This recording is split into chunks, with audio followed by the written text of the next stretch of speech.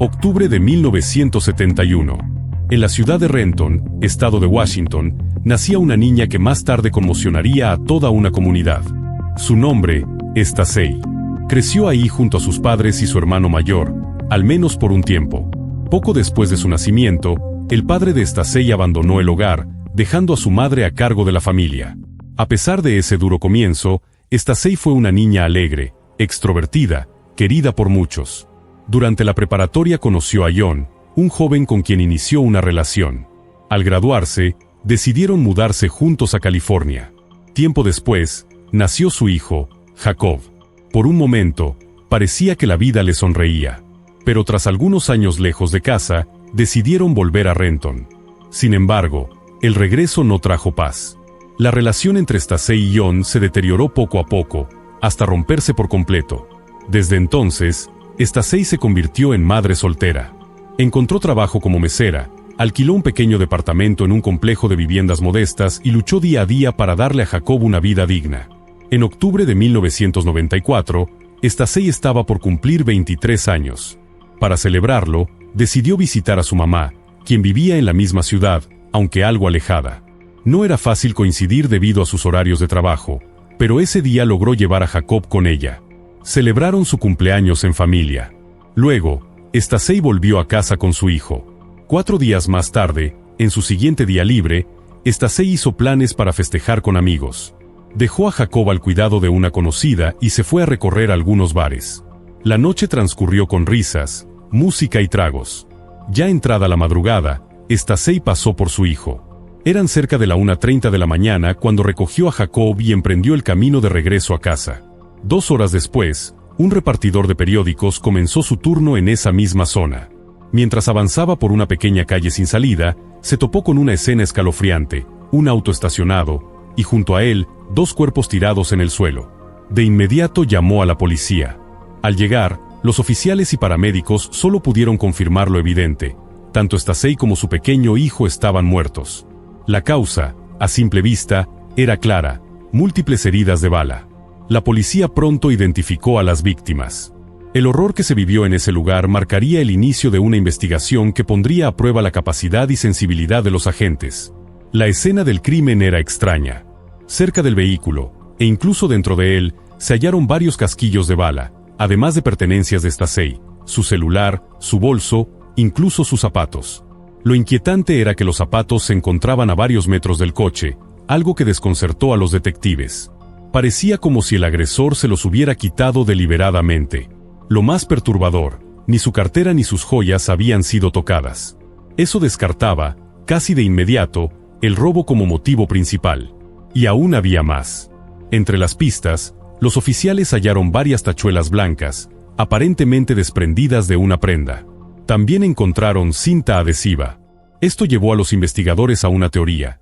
Tal vez el agresor pretendía robar el auto, dejar a Stacey y Jacob atados, pero al no hallar las llaves de inmediato, cambió de plan. Las llaves aparecieron más tarde, atoradas entre la puerta y el asiento del conductor. Todo indicaba que hubo una lucha. Stacey se defendió con fuerza. Su cuerpo mostraba múltiples heridas defensivas, y tanto sus calcetas sucias como el césped aplastado junto al auto sugerían que había forcejeado con su atacante, que incluso intentó escapar. Pero no lo logró. El asesino sacó un arma y disparó sin piedad. Luego arrastró los cuerpos fuera del coche, dejándolos tendidos en la oscuridad. La autopsia confirmó lo que ya se temía: Stacey y Jacob murieron por disparos de arma de fuego.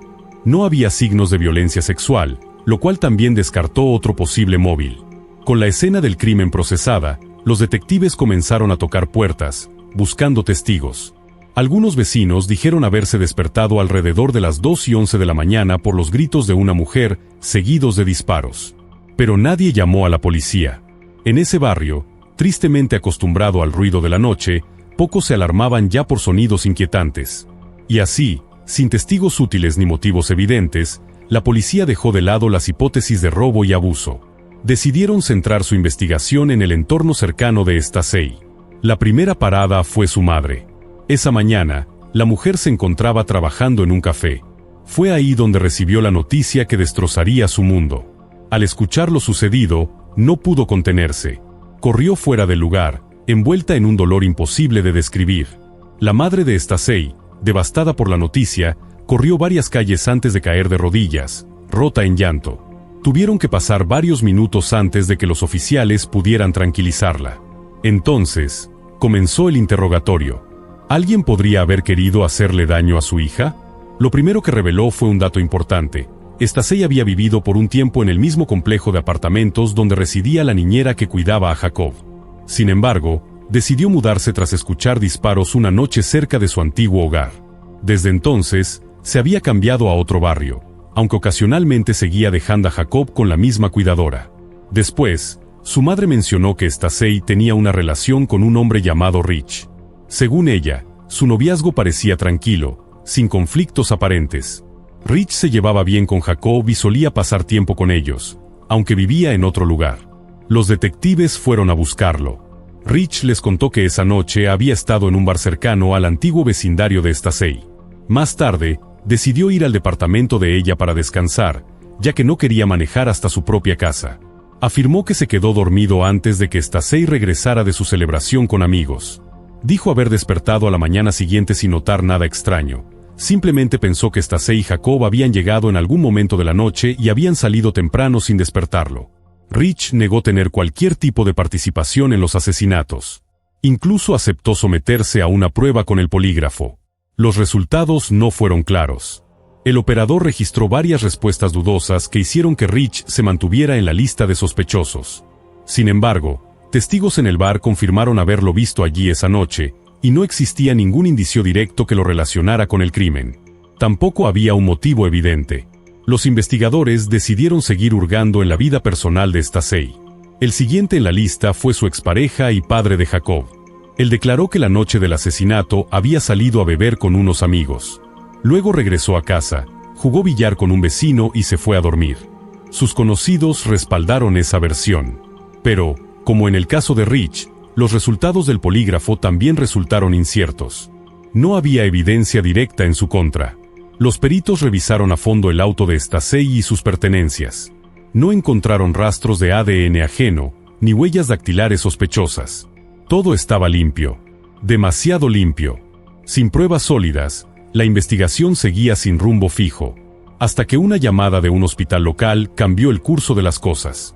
Un hombre había llegado de madrugada, cubierto de sangre. Los investigadores se trasladaron al hospital de inmediato. Confiscaron su ropa y la enviaron a análisis. El sujeto explicó que se había peleado con su novia y negó cualquier vínculo con los homicidios. Decidieron retenerlo mientras esperaban los resultados del laboratorio. Días después, la ciencia habló. La sangre no correspondía ni a Stasey ni a Jacob. El hombre fue descartado como sospechoso. Pero la policía no se rendía. Poco después, surgió otra pista. Descubrieron que antes de recoger a su hijo, Stasey había pasado por una tienda de abarrotes. Al revisar las cámaras de seguridad, vieron que habló brevemente con un hombre desconocido. Sin embargo, no lograron identificarlo. Mientras tanto, otra pista apareció al revisar el celular de Stasey. El último número que había entrado era de un hombre llamado Scott. Los agentes fueron a hablar con él. Scott aseguró que esa noche había estado en casa con su esposa y sus hijos. Admitió que, en el pasado, había salido brevemente con Stasey, hasta que ella descubrió que él era casado. Desde entonces, mantenían contacto, pero solo como amigos. Su esposa confirmó que él estuvo en casa la noche del crimen. Sin embargo, algo no cuadraba. Amigos de Stasey revelaron que en una ocasión, Scott le había dejado $100 de propina en el restaurante donde ella trabajaba. Un gesto generoso, pero extraño, considerando que él tenía un trabajo mal pagado y una familia que mantener. Esa suma no parecía razonable. Indagando más a fondo, los investigadores empezaron a sospechar que Scott podría estar involucrado en actividades ilegales relacionadas con sustancias prohibidas. Pero no había pruebas sólidas, solo sospechas. Aún así, no lo descartaron completamente. Pasaron las semanas. El caso se mantenía estancado, hasta que el destino dio un giro brutal. 2 semanas después del asesinato de Stasey y Jacob, la policía recibió una llamada. En el maletero de un coche abandonado, encontraron un cuerpo. Era Scott. Su hermano fue quien proporcionó información crucial. Scott había salido esa mañana para reunirse con él. Pero nunca llegó. Las pistas llevaron a los investigadores hasta un hombre llamado Vince. Según el hermano de Scott, Ambos habían hecho un trato con él, instalarle un sistema de sonido costoso en su auto. Vince nunca les pagó. Aquel día, Scott pensaba cobrarle, pero nunca regresó. El hermano estaba convencido, Vince lo había matado. La policía localizó a Vince y lo interrogó. Él negó cualquier implicación en el asesinato, pero los detectives no tardaron en encontrar evidencias. En su departamento hallaron rastros de sangre pertenecientes a Scott, además de descubrir que, tras la muerte de este, Vince usó su tarjeta de crédito. Fue arrestado de inmediato. Los detectives que investigaban el asesinato de Stacey y Jacob no perdieron tiempo. Interrogaron a Vince con la esperanza de que pudiera aportar información valiosa. Tal vez Scott había estado más involucrado de lo que parecía. Pero la entrevista no llevó a ningún avance. Los meses pasaron. El caso permanecía estancado, dormido, sin nuevos elementos, hasta que algo inesperado ocurrió. Poco antes de enfrentar su juicio, Vince cambió su versión y decidió declararse culpable. Su justificación fue impactante. Alegó que actuó en defensa propia. Aseguró que Scott lo había amenazado, que temía por su vida. Según su relato, ese mismo día, Scott le confesó que había asesinado a Stacey, porque ella había amenazado con contarle a su esposa sobre la aventura que ambos habían tenido. Vince añadió otro detalle más turbio. Dijo que él y Scott vendían sustancias ilegales juntos. Pero los detectives se mostraron escépticos. Aquella historia parecía demasiado conveniente. Justo antes de su juicio, Vince señalaba a Scott como asesino, como traficante, y además justificaba su propia acción como una reacción desesperada. Todo parecía diseñado para salvarse. A pesar de todo, no había ninguna otra pista firme. Así que la policía continuó explorando cualquier posible conexión. Pero el testimonio de Vince comenzó a desmoronarse. La esposa de Scott afirmó, de manera firme, que él había estado con ella la noche del crimen. No podía haber estado en otro lado. Su hermano también fue claro. Nunca supo de ninguna relación entre Scott y Stacey, y eso que solían contarse todo. Además, aseguró que Scott no tenía nada que ver con la venta de drogas. Ambos trabajaban reparando autos para ganarse la vida. No existía ningún indicio que vinculara a Scott con actividades delictivas de ese tipo. La conclusión era inevitable. El relato de Vince era una fabricación. Un intento desesperado por librarse del peso de su propio crimen. El caso de Stacey y Jacob, una vez más, caía en el olvido. Pasaron los años. El expediente fue archivado, y el único rostro que seguía luchando por respuestas era el de su madre. Nunca dejó de buscar justicia. Mantenía contacto constante con los detectives, aunque uno por uno, todos fueron retirándose, por jubilación o reasignación. En un momento le aseguraron que el caso sería entregado a la unidad de casos sin resolver en Seattle. Pero cuando intentó comunicarse, descubrió que esa unidad había sido disuelta por falta de presupuesto. Parecía que el caso moriría ahí. Pero en los inicios de los años 2000, un rayo de esperanza apareció. Un recluso contactó a las autoridades. Dijo que un conocido suyo, un tal Charles, le había confesado haber asesinado a Stacey y Jacob. Según el informante, Charles trabajó junto a Stacey en un restaurante y ambos estaban involucrados en la venta de drogas.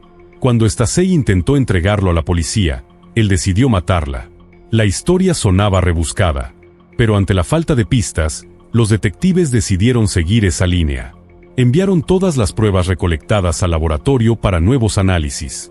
Esperaban que las tecnologías más modernas revelaran algo que antes había pasado desapercibido. Pero se toparon con otro obstáculo. La carga de trabajo en el laboratorio era enorme. Los resultados tardarían 1 año. Finalmente, en 2002, llegó la respuesta que cambiaría todo. Los análisis revelaron algo inesperado. Encontraron ADN en los guantes y en la cinta adhesiva hallados en la escena del crimen. Y hubo una coincidencia. Pero no con Charles. El perfil genético correspondía a un hombre que jamás había estado en el radar de la policía, Jerome Jones. Su nombre no figuraba en el expediente. Nunca había sido interrogado. Nadie lo había mencionado antes. Pero su pasado hablaba por sí solo. Jones tenía un largo historial criminal que comenzaba desde su adolescencia.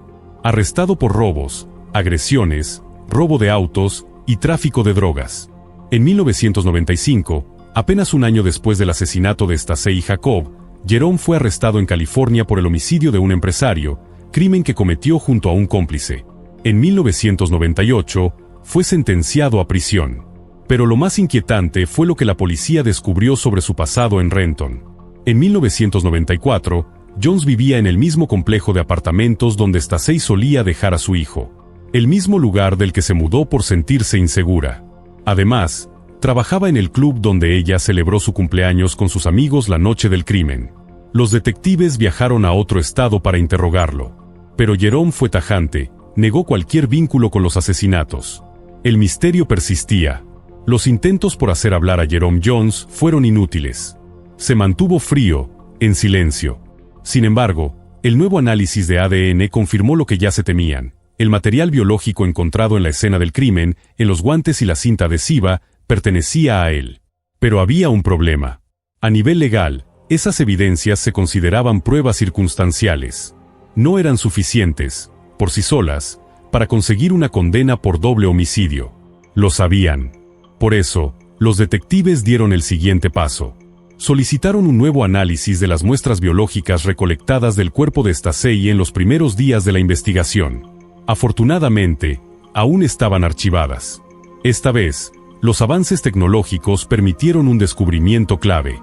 En las muestras tomadas de la cavidad bucal de Stacey, los expertos encontraron material biológico que también pertenecía a Jerome Jones.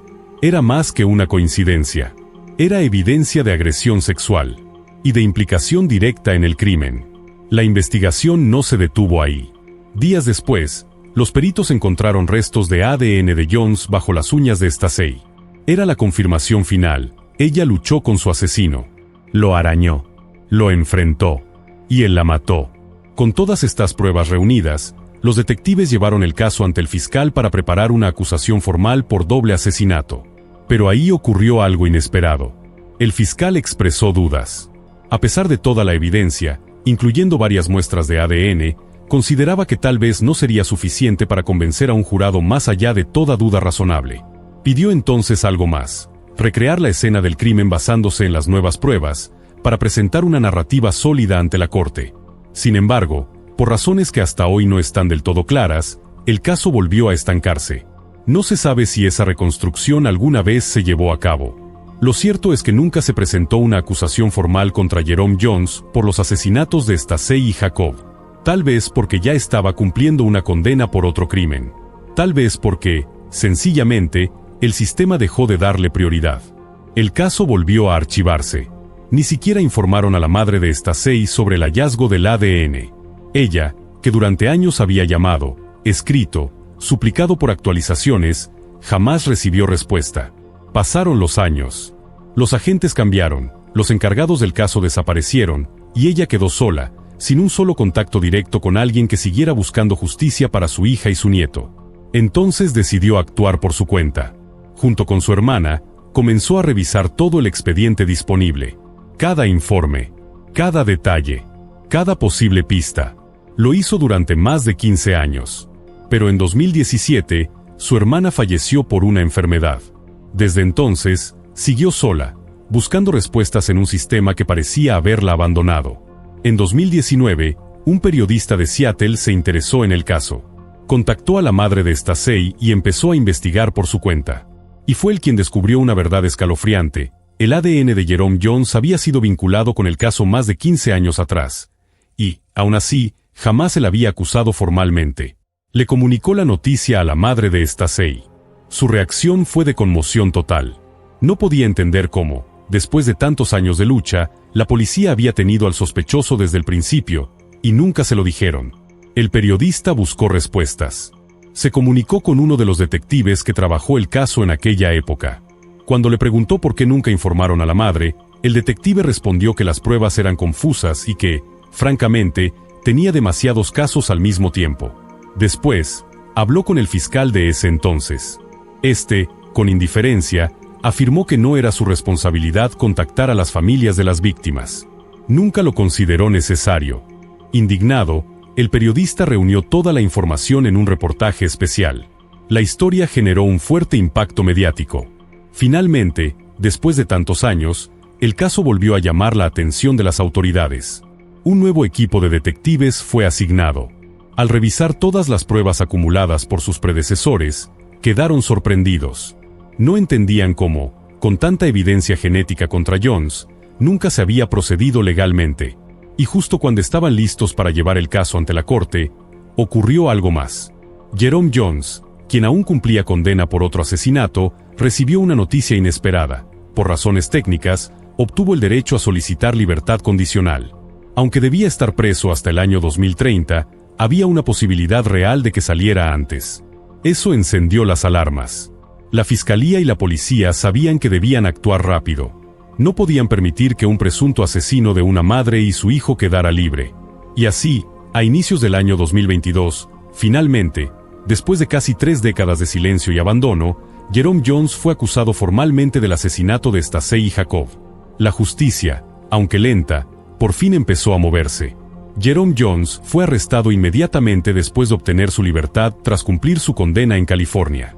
Fue extraditado al estado de Washington, donde quedó recluido en espera de enfrentar el juicio por el doble homicidio de Stacey y su hijo Jacob. Lamentablemente, la madre de Stacey no vivió para ver cómo el presunto asesino de su hija y su nieto finalmente enfrentaba la justicia. Falleció apenas 4 meses después del arresto de Jones. A pesar de su ausencia, la fiscalía estaba decidida a llevar el caso hasta sus últimas consecuencias. No solo por Stacey, sino también por su madre, quien durante décadas luchó incansablemente por la verdad. Basados en la evidencia recolectada a lo largo de los años, los fiscales reconstruyeron lo que, creen, sucedió aquella noche. Según su teoría, Jones interceptó a Stacey poco después de que ella recogiera a Jacob de casa de la niñera. La obligó a detenerse en una calle solitaria, probablemente amenazándola con un arma. Tal vez ella misma detuvo el auto sin saber que su agresor se aproximaba. El objetivo inicial de Jones, afirman los fiscales, era robar el vehículo. Pero algo cambió. Decidió someter a Stacey. La obligó a salir del coche, la ató con cinta adhesiva y la agredió sexualmente. Sin embargo, Stacey luchó. Peleó con todas sus fuerzas. Logró soltarse, corrió hacia el auto donde su pequeño hijo le esperaba, y en ese momento, Jones abrió fuego. La mató. Y también mató al niño. Después arrastró sus cuerpos fuera del vehículo. Quiso huir en el auto, pero no encontró las llaves. Estaban atoradas entre el asiento y la puerta. Entonces, simplemente se dio a la fuga, dejando tras de sí múltiples rastros de su ADN. En mayo de 2023, se celebraron las audiencias preliminares. Jones se declaró inocente. La fiscalía, por su parte, se preparaba para presentar todas las pruebas disponibles en el juicio que aún no comenzaba. Hasta hoy, Jerome Jones continúa en prisión preventiva. Y aunque el proceso judicial todavía no concluye, el cúmulo de evidencia en su contra ha dejado pocas dudas sobre su culpabilidad. De ser declarado culpable, enfrentará cadena perpetua sin posibilidad de libertad condicional. Así, el caso que se había estancado durante casi 30 años, por fin está cerca de su desenlace. Es inevitable preguntarse, ¿por qué tardó tanto? Con pruebas de ADN en su contra desde el año 2002, Jerome pudo haber sido acusado apenas 8 años después del crimen. Pero por motivos que nunca se aclararon, la acusación se retrasó casi 2 décadas. Sí, es cierto que durante ese tiempo estuvo tras las rejas por otro homicidio. Pero su madre, la madre de Stacey, vivió esos años sin respuestas, consumida por la angustia y la frustración. Ahora que por fin se ha hecho justicia, ella ya no está para presenciarla. Y eso es quizás la tragedia más cruel de todas. Nació un 23 de septiembre de 1955 en un pequeño pueblo estadounidense llamado Chiefland, en el estado de Florida. Joy creció en el seno de una familia numerosa. Era la menor de 9 hermanos. Desde muy pequeña mostró un profundo amor por la naturaleza. Le encantaba salir de excursión, acampar y, sobre todo, pescar. Además, era una apasionada del deporte. Durante sus años escolares, se destacó como corredora y participó en numerosas competencias locales. También sentía una gran pasión por el fútbol. Rara vez se perdía un partido de sus equipos favoritos. Fue en la preparatoria cuando Joy conoció a Charlie. Lo suyo fue un romance de juventud que pronto se convirtió en compromiso. Tras graduarse, decidieron casarse y empezar una nueva vida juntos. La pareja se mudó al estado de Pensilvania, estableciéndose en un pequeño poblado llamado Croydon. Joy soñaba con trabajar en el área de la salud, pero al no contar con estudios universitarios, solo conseguía empleos de apoyo. Durante un tiempo trabajó como asistente en una clínica veterinaria. Poco después, decidió inscribirse en un curso en el colegio comunitario local, con la intención de obtener una certificación médica. Ese esfuerzo valió la pena. Logró colocarse como fisioterapeuta en una pequeña clínica cercana a su casa. Para 1975, con apenas 20 años, Joy y Charlie ya eran padres. Primero nació su hija, y 3 años después llegó su hijo. La familia vivía en un vecindario tranquilo, seguro, el tipo de lugar donde uno imaginaría que nada malo puede pasar. A ojos de sus amigos y parientes, Joy y su familia vivían el clásico sueño americano.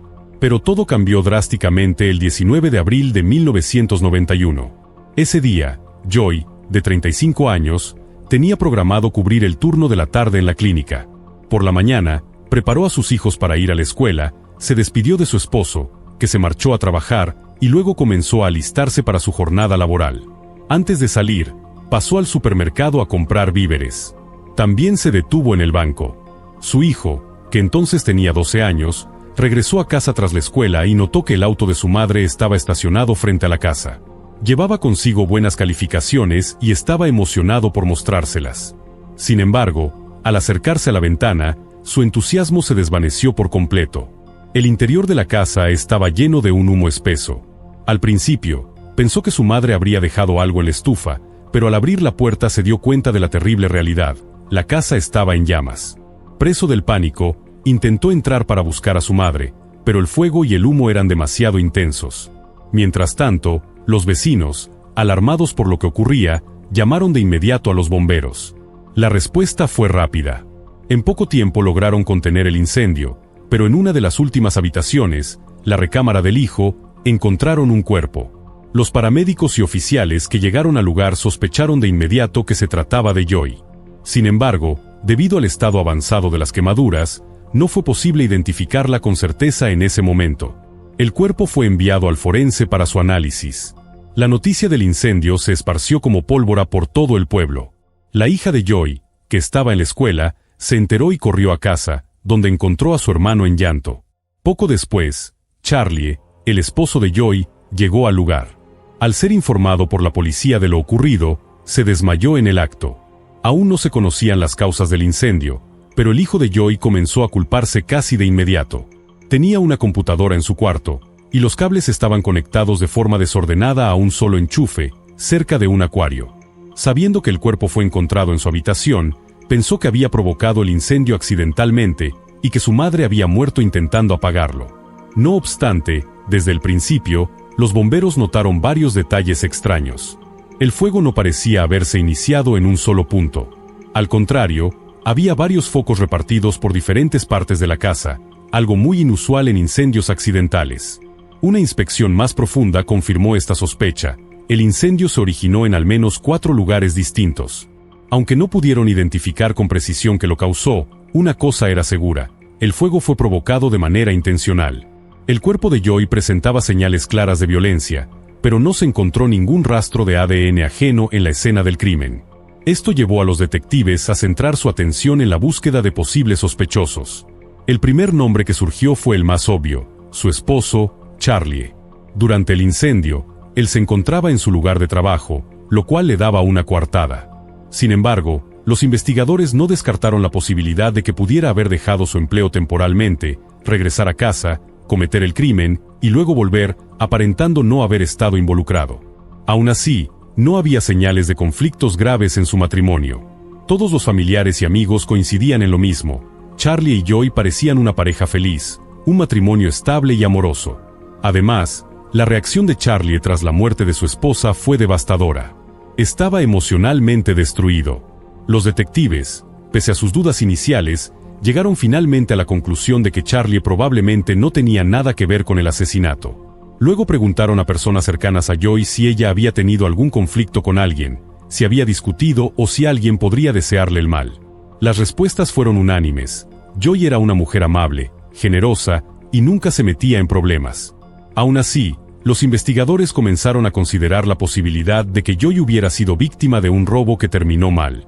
Charlie les comentó que cada viernes su esposa solía retirar dinero en efectivo del banco, por lo que, el día de su muerte, probablemente llevaba consigo una cantidad considerable. Su billetera fue encontrada en el sofá, pero estaba vacía. Su bolso había sido abierto y todo su contenido esparcido por la cocina, como si alguien hubiera estado buscando algo. Esto hizo pensar que tal vez alguien la siguió desde el banco o irrumpió en su casa para robarle. Pero esa teoría tampoco terminaba de convencer. No faltaban objetos de valor, no hubo saqueo, y el único faltante aparente era una pequeña suma en efectivo. La escena no cuadraba con un robo común. Por eso, los detectives comenzaron a inclinarse cada vez más hacia una nueva hipótesis.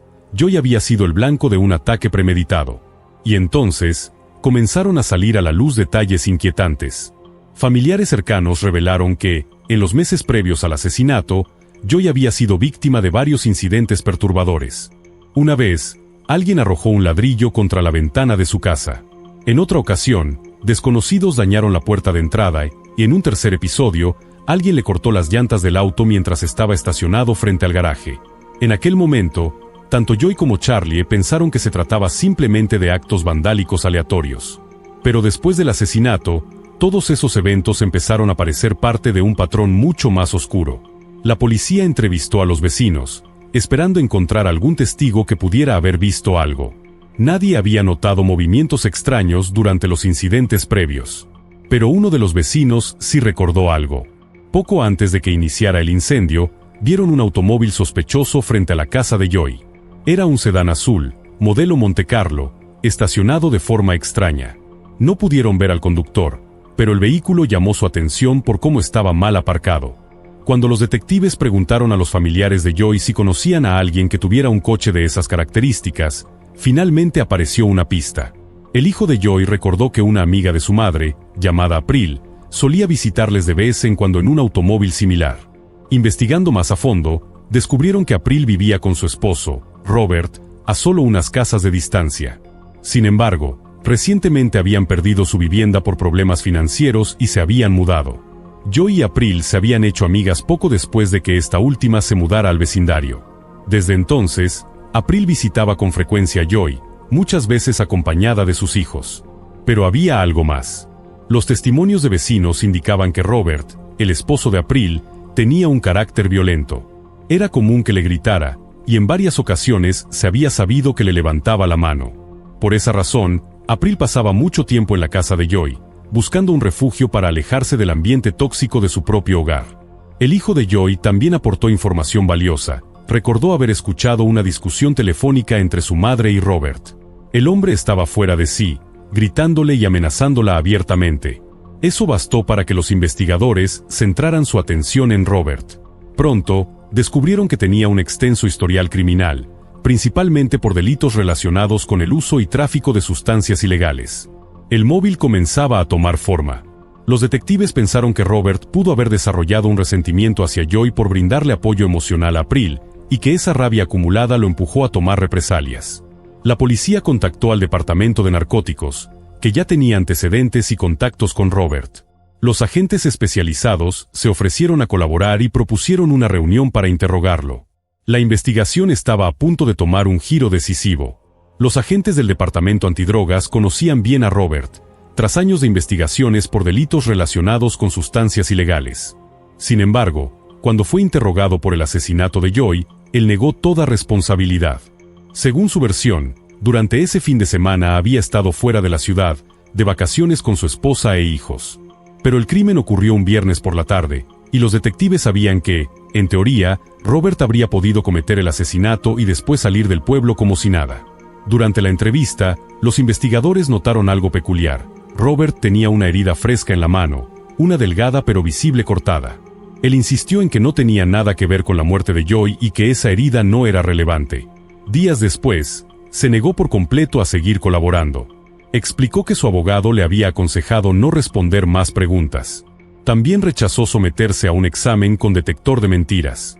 Ante esta negativa, los detectives decidieron buscar evidencias físicas que lo vincularan directamente con el crimen. Regresaron con los vecinos que habían reportado haber visto el sedán azul estacionado frente a la casa de Joy el día del incendio.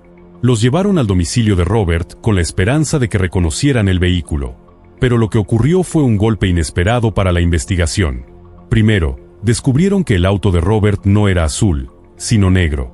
Y segundo, los vecinos aseguraron que ese no era el coche que habían visto ese día frente a la casa de Joy. La sorpresa no terminó ahí. La policía investigó a fondo el supuesto viaje de Robert y su familia aquel fin de semana. Y todo coincidía. Si habían llegado al hotel en otro pueblo el mismo viernes, como él decía. Además, antes de partir, Robert había hecho una llamada telefónica a una amiga de su esposa, y esa llamada ocurrió exactamente durante la hora estimada del asesinato de Joy. Con todas esas pruebas, los detectives se vieron obligados a reconsiderar su línea de investigación. Robert dejaba de ser el principal sospechoso. Con pocas pistas y ninguna evidencia concluyente, los investigadores decidieron volver al principio. Volvieron a mirar hacia alguien que ya había sido investigado, Charlie, el esposo de Joy. En una nueva ronda de entrevistas, los detectives hablaron con compañeros de trabajo de Joy. Y fue ahí cuando surgió una nueva inquietud. Una colega mencionó que Joy había recibido llamadas extrañas semanas antes de morir. Ella sospechaba que quien llamaba era su propio esposo. Sin embargo, Joy nunca quiso hablar abiertamente del asunto. A pesar de esa revelación, Charlie seguía teniendo un alibi sólido. Varios colegas confirmaron que ese viernes había estado en su lugar de trabajo durante todo el día.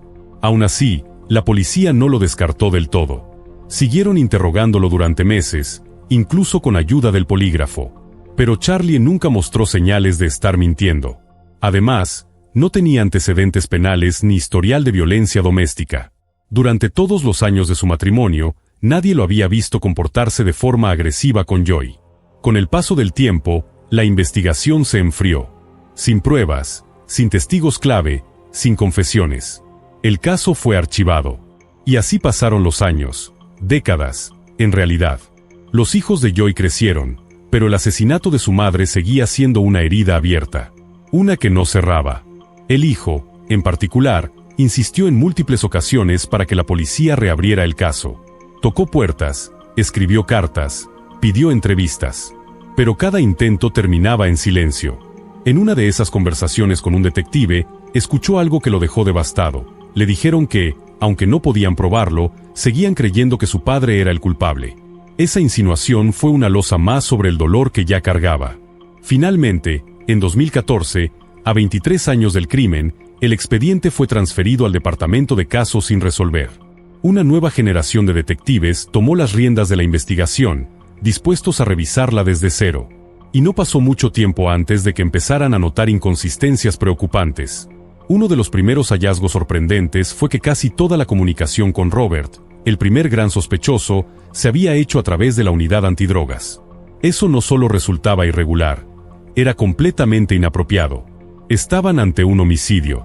¿Por qué el equipo de narcóticos estaba tan involucrado? La nueva unidad decidió contactar a uno de los detectives originales del caso, aquel que había encabezado la investigación en 1991.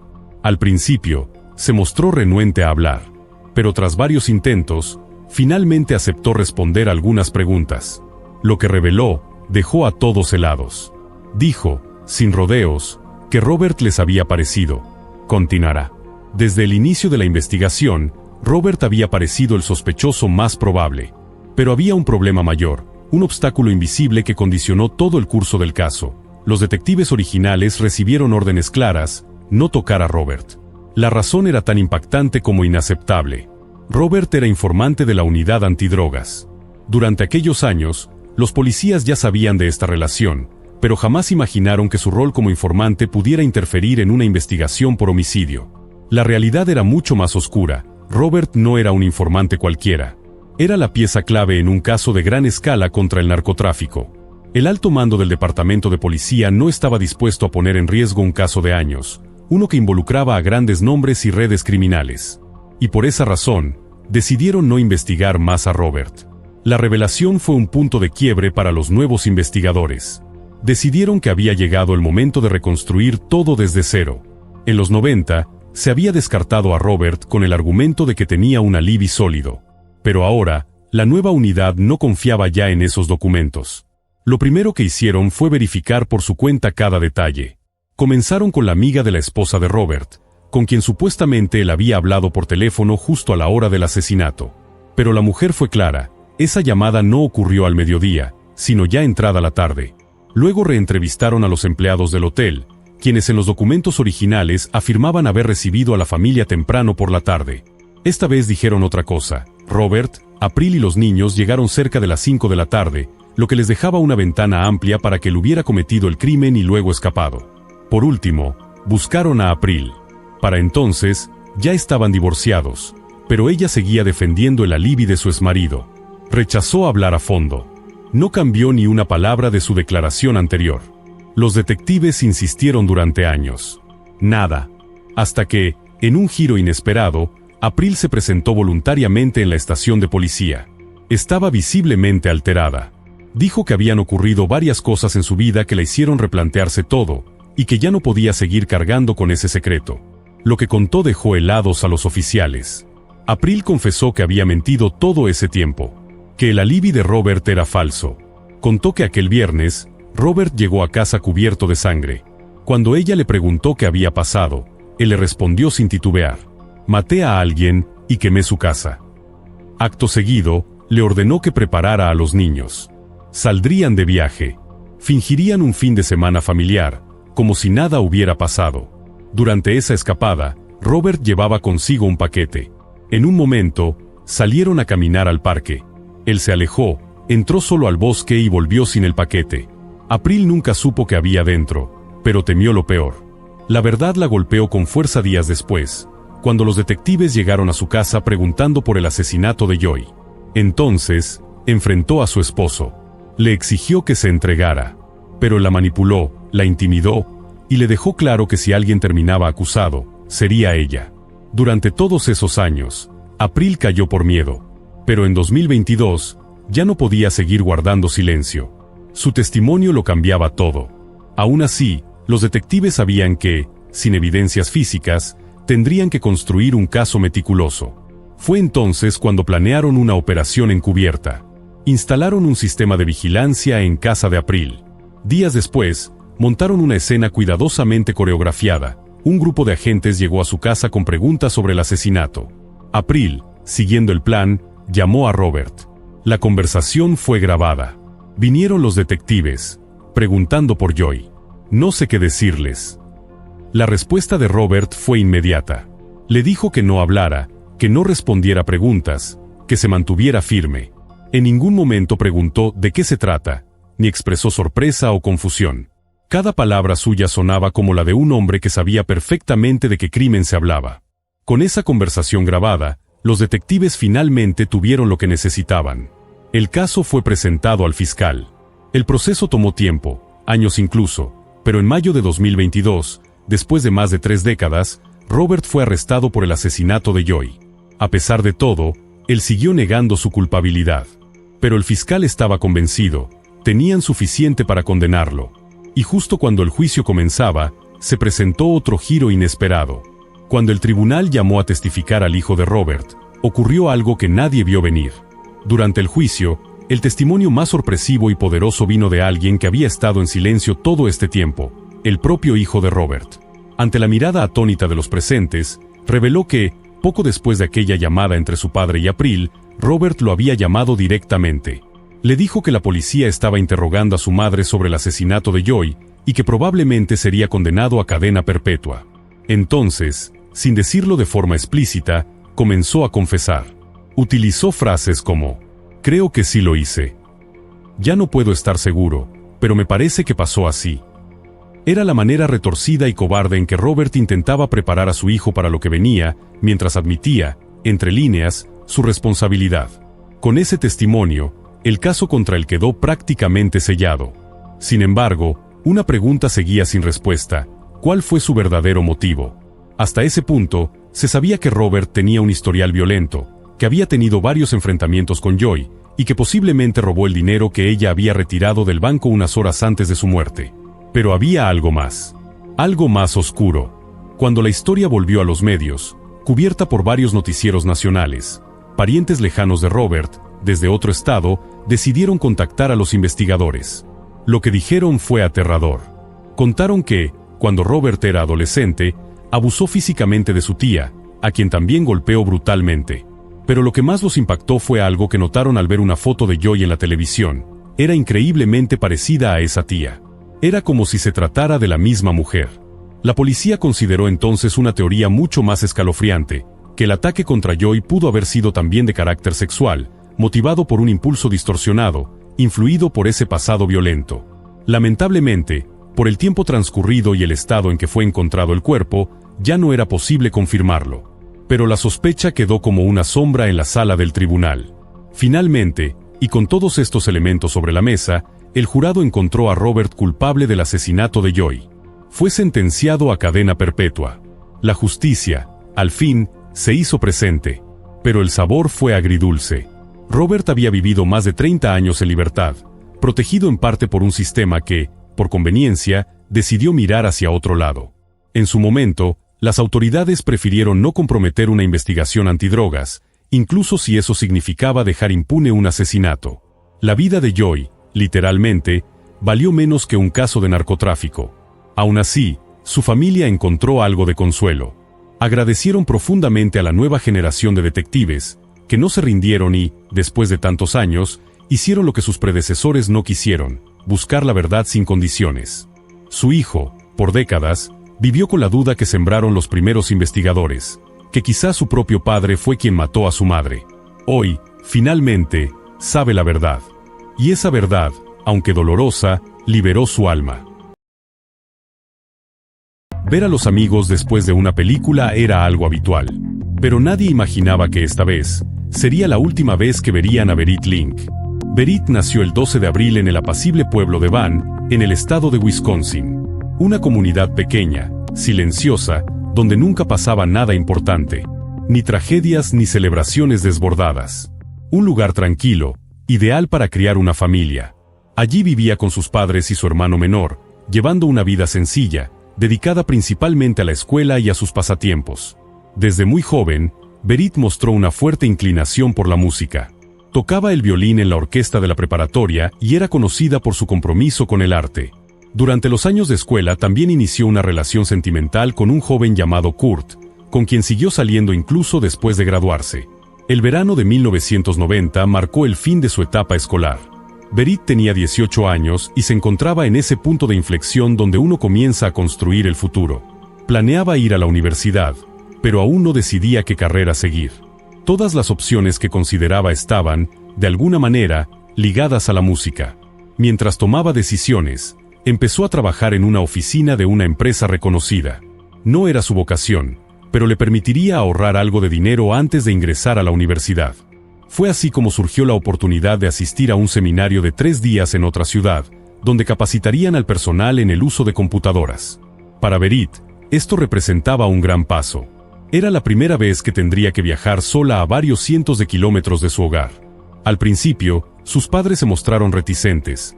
No estaban convencidos de que su hija, tan joven y sin experiencia, pudiera enfrentarse a un viaje así sola. Pero finalmente, comprendieron que debía hacerlo. Ella era mayor de edad, y este seminario era importante para su trabajo. La mañana del 17 de julio, Berit se despidió de su familia. Sus padres le prestaron la camioneta familiar, la ayudaron a empacar y ella prometió llamar tan pronto llegara al hotel. Pero pasaron las horas, y el teléfono nunca sonó. Al principio, los padres intentaron tranquilizarse. Tal vez algo la había demorado. Quizás su celular no tenía señal. Pero mientras caía la tarde, la preocupación se volvía insostenible. Decidieron llamar al hotel para asegurarse de que su hija se había registrado.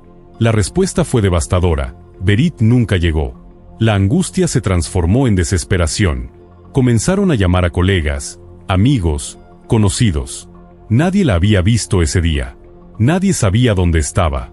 Aún así, sus padres mantenían un hilo de esperanza. Pensaron que quizá ella había cambiado de planes, que se hospedó en otro lugar o que decidió visitar a alguien antes del seminario. Decidieron esperar hasta la mañana siguiente, pero el tiempo jugaba en su contra. El seminario comenzó y Berit no se presentó. Fue entonces cuando tomaron la decisión de acudir a la policía. Las autoridades iniciaron las búsquedas, aunque de forma limitada. En ese momento, no había pruebas de un crimen. Berit era mayor de edad, y no había indicios claros de que estuviera en peligro. Solo emitieron una alerta para localizar el vehículo. Durante todo ese día, ni Berit ni su camioneta aparecieron. El silencio era absoluto. Y al día siguiente, tampoco hubo noticias. Hasta que el 19 de julio, por fin, algo cambió. Una llamada llegó a la estación de policía.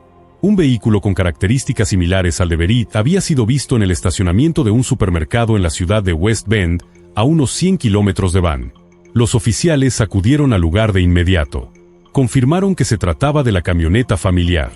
El vehículo estaba cerrado, y no había rastro de Berit. Al revisar el interior, los agentes encontraron un recibo de una farmacia, ubicada justo al otro lado de la calle.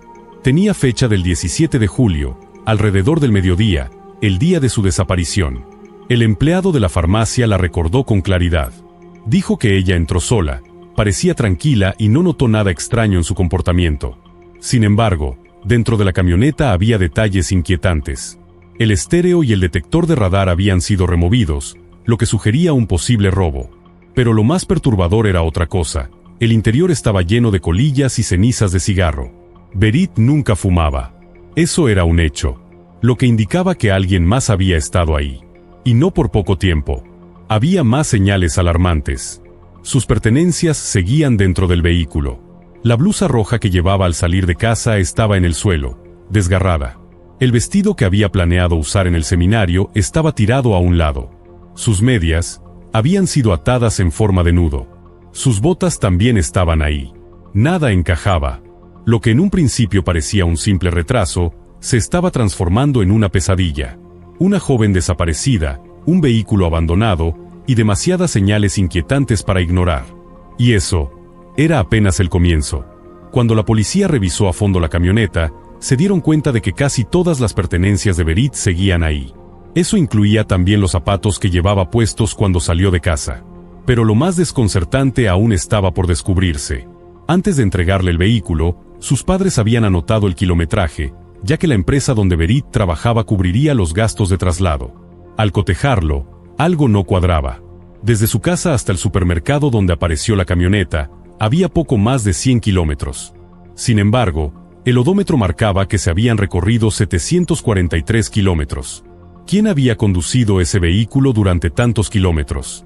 ¿Y por qué lo había abandonado justo ahí? El hallazgo de 2 vasos de café desechables, uno de McDonald's y otro de Burger King, también levantó sospechas.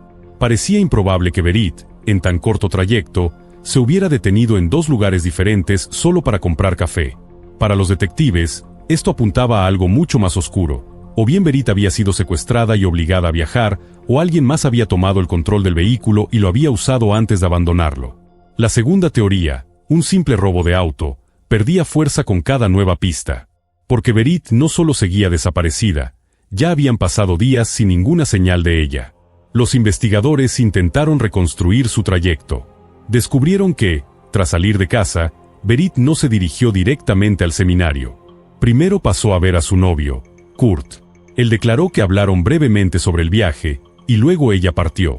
Dijo que no volvió a saber de ella desde ese momento. La policía no encontró pruebas que lo vincularan con la desaparición. Sin embargo, hubo un detalle que llamó la atención. Kurt le había regalado a Berit un anillo costoso, que ella jamás se quitaba. Los peritos encontraron ese anillo debajo de una alfombra en la camioneta. Su ubicación sugería que alguien lo había puesto ahí a propósito. Era difícil imaginar que se hubiera caído accidentalmente y terminara bajo el tapete sin que Berit lo notara. Si el anillo fue retirado por un atacante, surgía una nueva incógnita. ¿Por qué alguien se tomaría la molestia de robar la radio del vehículo, pero dejar un anillo de tanto valor? El análisis forense del vehículo reveló aún más, decenas de huellas dactilares en múltiples superficies. La policía solicitó a los familiares y amigos de Berit que proporcionaran sus huellas, con el fin de descartar las conocidas. Después de este proceso, quedaron algunos rastros sin identificar. Había huellas en uno de los vasos de café, en el interior de una de las ventanas y en cajas de cosméticos que Berit había comprado en la farmacia ese mismo día. Pero sin un sospechoso, esas huellas no bastaban. Eran piezas sueltas de un rompecabezas que aún no tenía forma. Mientras tanto, la familia de Berit no se quedó de brazos cruzados. Organizaron búsquedas masivas, convocaron a más de 100 voluntarios, hablaron con la prensa local y recorrieron cientos de kilómetros en busca de pistas. Reunieron $75,000 como recompensa para quien ofreciera información que ayudara a encontrar a su hija. Pero nada parecía avanzar. Durante las semanas siguientes llegaron algunas pistas, pero ninguna llevó a algo concreto. Todo quedó en un limbo, hasta el 22 de agosto. Ese día, un granjero local conducía por un camino rural, a unos 30 kilómetros del lugar donde se había hallado la camioneta. Al pasar junto a una zanja, algo le llamó la atención. Se detuvo para observar más de cerca. Lo que descubrió fue espeluznante. El cuerpo sin vida de una mujer yacía entre la maleza. Llamó de inmediato a la policía. Cuando los oficiales llegaron al lugar, confirmaron que eran restos humanos. Por el avanzado estado de descomposición, no pudieron identificar visualmente a la víctima. Sin embargo, la sospecha era clara: podría tratarse de Berit. El análisis de la dentadura confirmó lo que temían. Habían encontrado a Berit. Pero ya era demasiado tarde. El cuerpo llevaba allí más de un mes. Debido al deterioro, los médicos forenses no pudieron determinar con exactitud la causa de la muerte. Aunque no había señales evidentes de lesiones traumáticas, se manejó la hipótesis de un posible estrangulamiento. Pero había un detalle que decía mucho más que las heridas físicas. Sobre los ojos de la víctima, alguien había amarrado un pedazo de tela, el mismo que pertenecía a la blusa que Berit llevaba puesta el día que salió de casa. Estaba atado como una venda, cubriendo por completo su vista. Eso sugería algo escalofriante: que Berit no murió de inmediato, que estuvo cautiva, que vivió, al menos, unas cuantas horas después de ser interceptada, y que alguien se tomó su tiempo.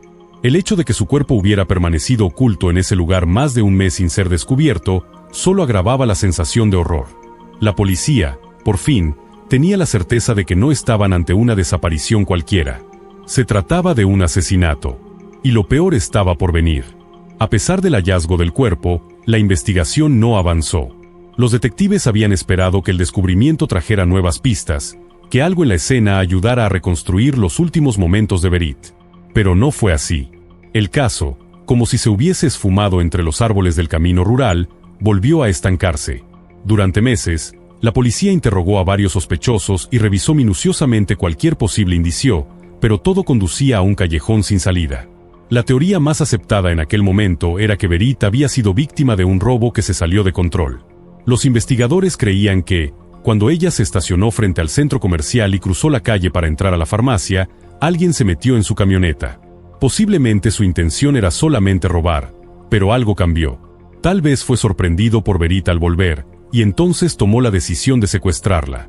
Lo que ocurrió después terminó en asesinato, y en el abandono de su cuerpo en aquella zanja olvidada. Además, el hecho de que el vehículo recorriera más de 800 kilómetros tras su desaparición reforzaba la hipótesis de que el asesino utilizó la camioneta durante un tiempo antes de deshacerse de ella. Con el robo como principal móvil, la policía comenzó a investigar a delincuentes conocidos en la zona.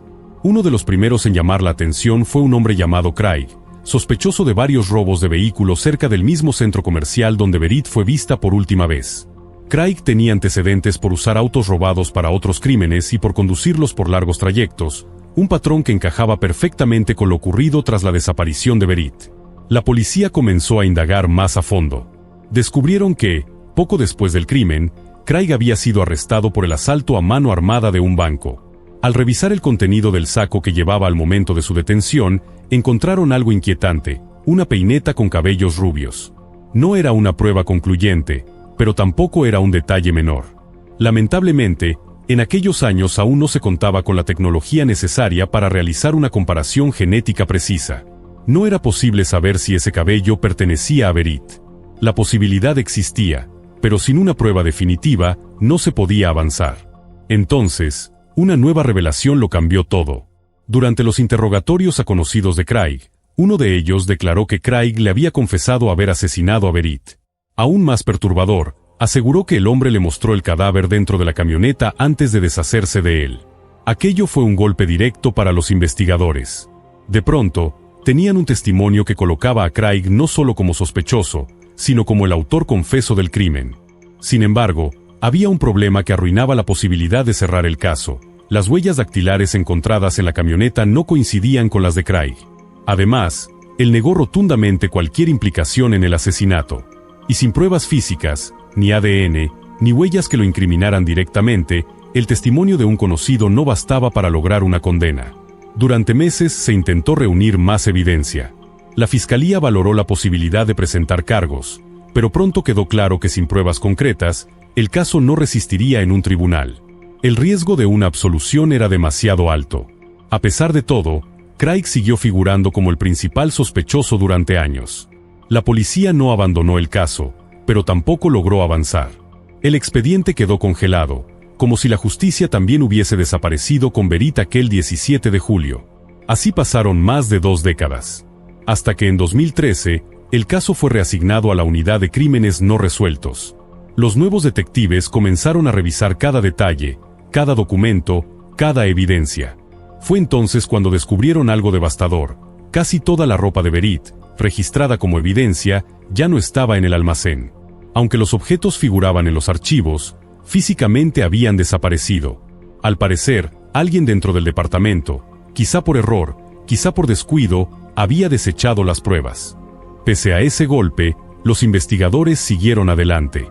Reenviaron las pocas evidencias restantes al laboratorio para un nuevo análisis. También solicitaron que las huellas dactilares recolectadas en 1990 se digitalizaran y se contrastaran nuevamente con las bases de datos actuales. La sorpresa no tardó en llegar.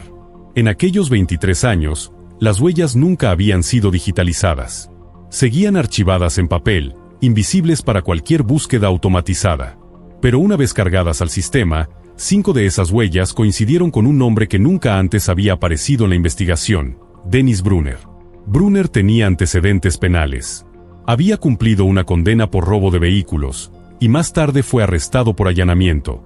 En otro incidente, se coló en la habitación de hotel de una mujer a la que no conocía, robó su ropa interior y dejó mensajes de carácter obsceno. Un perfil inquietante. Y ahora, su huella estaba dentro del vehículo de Berit.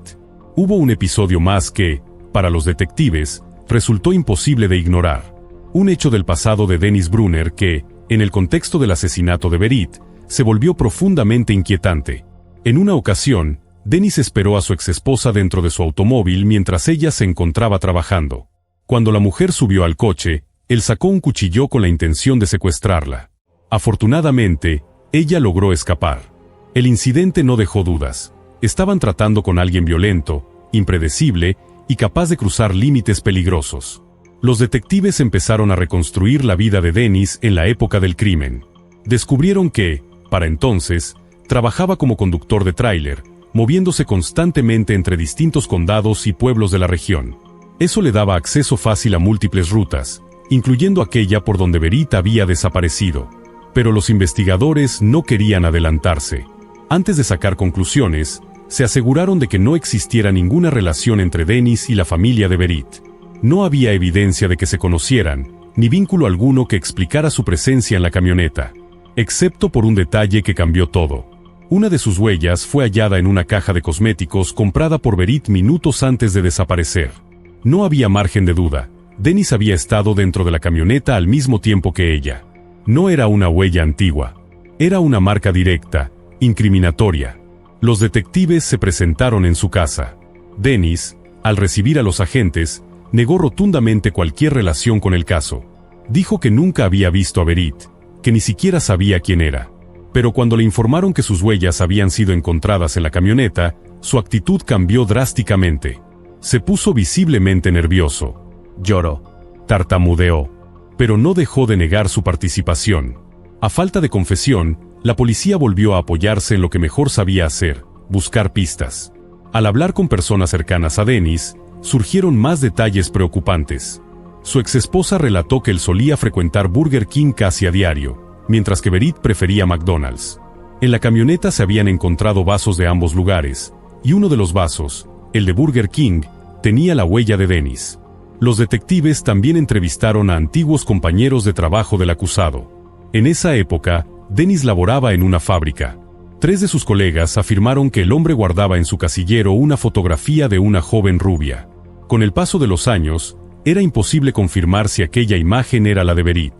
Pero todos coincidieron en que el parecido era inquietante. Una antigua compañera ofreció un testimonio aún más escalofriante. Dijo que, en una ocasión, Dennis le confesó sin tapujos que tenía fantasías de secuestrar y agredir sexualmente a una mujer. Mientras reunían toda esta información, también llegaron nuevos resultados del laboratorio. Entre los pocos objetos que no se perdieron del vehículo de Berit, había una envoltura de cigarrillos. Los forenses la analizaron con tecnología moderna y encontraron otro rastro, una nueva huella, también de Dennis. La acumulación de pruebas fue contundente. Un año después, en marzo de 2015, Dennis Brunner fue arrestado formalmente y acusado del asesinato de Berit Link. Pero incluso entonces, surgieron obstáculos. Aunque las huellas eran un fuerte indicio, la fiscalía sabía que no era suficiente. En pleno 2015, la ciencia forense se había vuelto más exigente. Las huellas digitales, antes consideradas prueba sólida, ahora se veían con más escepticismo. Lo que realmente convencía a un jurado era el ADN. Y en este caso, no se había encontrado ni una sola muestra genética de Dennis en la ropa, el cuerpo o los objetos personales de la víctima. A pesar de ello, el juicio comenzó en el verano de 2016. El abogado defensor centró su estrategia en ese vacío. Recalcó ante el jurado que no existía una conexión biológica entre su cliente y el crimen, que las huellas, por sí solas, podían haber llegado allí por otras razones. Y logró su cometido, sembrar la duda. El jurado no alcanzó un veredicto unánime. El juicio fue declarado nulo. La fiscalía, no obstante, no se dio por vencida. Anunció de inmediato que se prepararía para un nuevo proceso. Pero para la familia de Berit, la experiencia fue devastadora. Habían pasado 26 años sin saber qué le había ocurrido realmente.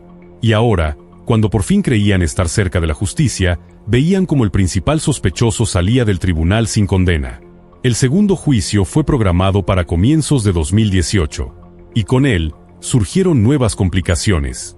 Según la fiscalía, Dennis no solo mató a Berit, lo hizo con la intención de violentarla. Un crimen con un motivo sexual. Pero probar esa intención sería aún más difícil. Y el peso de esa afirmación podía determinar el destino de todo el caso. El segundo juicio contra Dennis Brunner representaba una encrucijada compleja y definitiva para el sistema judicial. La fiscalía enfrentaba un dilema crítico. Si no lograban convencer al jurado de que Brunner era culpable, jamás podrían volver a juzgarlo por el asesinato de Berit. Y eso significaba que, tras casi 3 décadas de espera, el principal sospechoso podría caminar libre, para siempre. La presión era abrumadora. Se trataba de una decisión con consecuencias irreversibles. Después de largas deliberaciones, y en consulta directa con la familia de Berit, la fiscalía tomó una decisión dolorosa, pero estratégica. Le ofrecieron a Brunner un acuerdo. Si aceptaba declararse culpable de homicidio involuntario, es decir, un asesinato cometido sin premeditación, recibiría una condena segura, aunque considerablemente menor. No era justicia plena, pero era justicia al fin. Dennis Brunner, tras hablar con su abogado, aceptó el trato. Fue condenado a la pena máxima que permitía ese cargo, 10 años de prisión. Además, se le reconocieron los años que ya había pasado tras las rejas desde su arresto en 2015. Así, su estancia real en prisión sería de aproximadamente 7 años más. Para los padres de Berit, aquel momento fue amargo. Era imposible no sentir frustración. El hombre que, según las pruebas, había secuestrado, posiblemente agredido y asesinado a su hija, no pasaría el resto de su vida tras las rejas. Pero comprendían lo delicado del escenario.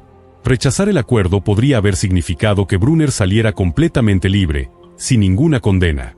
Y eso era un riesgo que no estaban dispuestos a asumir. Respaldaron la decisión. No porque les pareciera justa, sino porque era la única forma de cerrar un capítulo que los había atormentado durante 28 años. Como forma de honrar la memoria de su hija, decidieron crear una beca en la preparatoria donde Berit había estudiado. Una beca entregada a jóvenes sobresalientes en música, la pasión que ella había llevado en el alma. Hasta el día de hoy, esa beca sigue vigente. Con el tiempo, la investigación también permitió limpiar el nombre de alguien más. Años atrás, uno de los primeros sospechosos del caso había sido Craig, un hombre con antecedentes que incluso fue señalado por un conocido como el asesino. Este individuo aseguró que Craig le había mostrado el cadáver de Berit dentro del furgón. Aquella afirmación lo convirtió en el centro de la investigación, pero todo resultó ser una mentira. Décadas después, la policía confirmó que ese testigo había fabricado su declaración. Movido por rencor personal, había utilizado información filtrada por los propios investigadores para incriminar a Craig deliberadamente. Quería vengarse. Y lo logró, al menos por un tiempo. Pero la verdad, como siempre, terminó saliendo a la luz.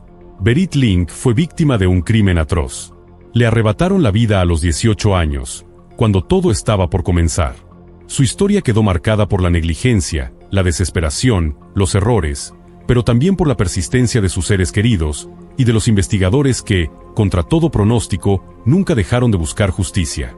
Y aunque el castigo no fue proporcional al daño causado, el nombre del culpable quedó grabado en los registros de la verdad. Y Berit, por fin pudo descansar.